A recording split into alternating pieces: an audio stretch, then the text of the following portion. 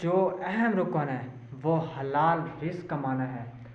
ایک دفعہ کا واقعہ ہے کہ آپ صلی اللہ علیہ وآلہ وسلم کی مجلس میں کسی کا ذکر ہوا کہ وہ بہت عبادت کرتا ہے، دن میں روزے رکھتا ہے، رات کو نوافل پڑھتا ہے۔ تو آپ صلی اللہ علیہ وسلم نے پوچھا کہ پھر وہ کھاتا کہاں سے ہے؟ تو صحابہ رضی اللہ عنہ نے عرض کیا کہ اس کا بھائی کما کر خود بھی کھاتا ہے اور اسے بھی کھلاتا ہے۔ آپ صلی اللہ علیہ وسلم نے فرمایا اس کا بھائی اس سے بہتر ہے، کیونکہ وہ رزق کماتا ہے، حلال رزق کماتا ہے، حلال رزق کما کے اپنے بھائی کو بھی کھلاتا ہے اور آپ خود بھی کھاتا ہے۔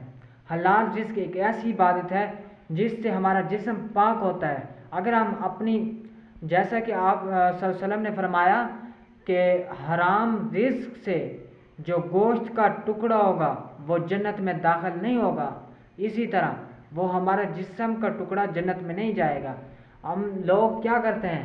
ہم لوگ ڈکیتیاں کرتے ہیں، چوری کرتے ہیں اور غلط دھندے چلاتے ہیں پیسوں کی خاطر۔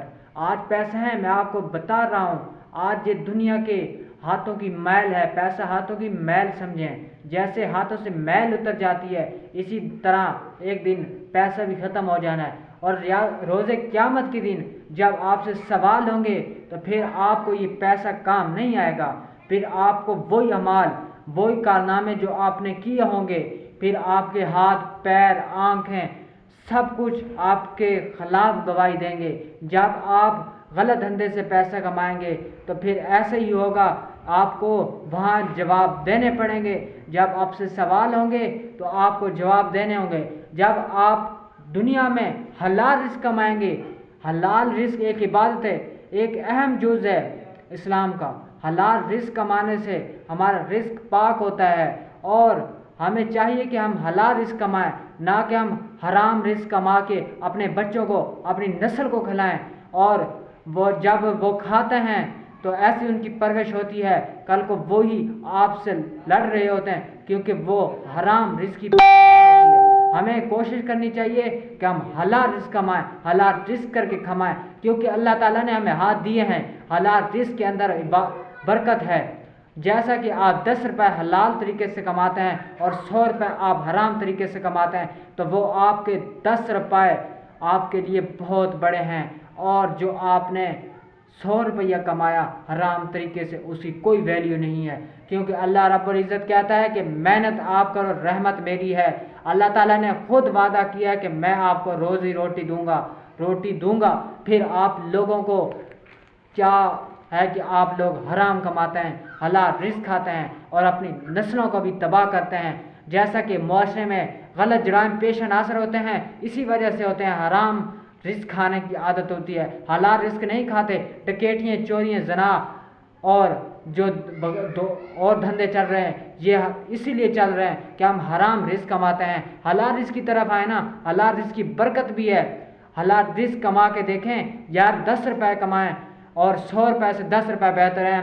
ہم لوگ کہتے ہیں کہ مسجد کے امام کہ 5,000 میں کیسے گزارا ہوتا ہے، 10,000 میں کیسے گزارا ہوتا ہے، جیسا کہ ہم 70 لاکھ تنخواہ لے رہے ہوتے ہیں اور پھر بھی ہماری پوری نہیں ہوتی۔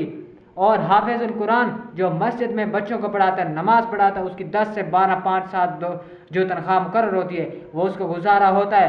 کیوں؟ وہ حلال رزق کما رہا ہوتا ہے۔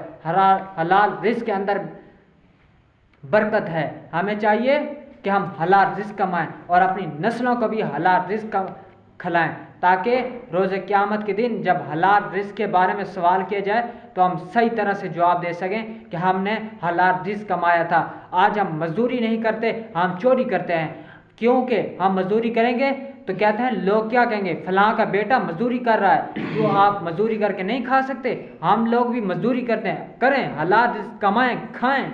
حلال رزق عبادت ہے۔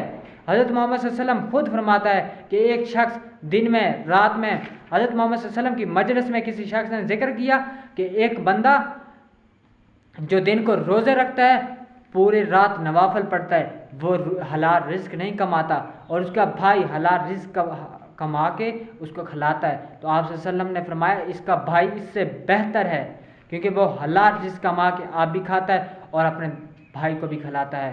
میں امید کرتا ہوں کہ آپ لوگ حلال رزق کھائیں گے، اور جو بندے حلال رزق کماتے ہیں وہ کمنٹ کے ذریعے مجھے بتائیں کہ ہم حلال رزق کماتے ہیں۔ میرا مقصد ویڈیو بنانے کے یہ نہیں کسی کو ہٹ کرنا، میرا مقصد ہے کہ یہ پیغام آپ لوگوں تک پہنچانا، اور میرے چینل کو سبسکرائب کریں، لائک کریں اور کمنٹ کریں، اور کمنٹ کر کے بتائیں کہ ہم حلال رزق کماتے ہیں۔ آمنت باللہ، صدق اللہ العظیم۔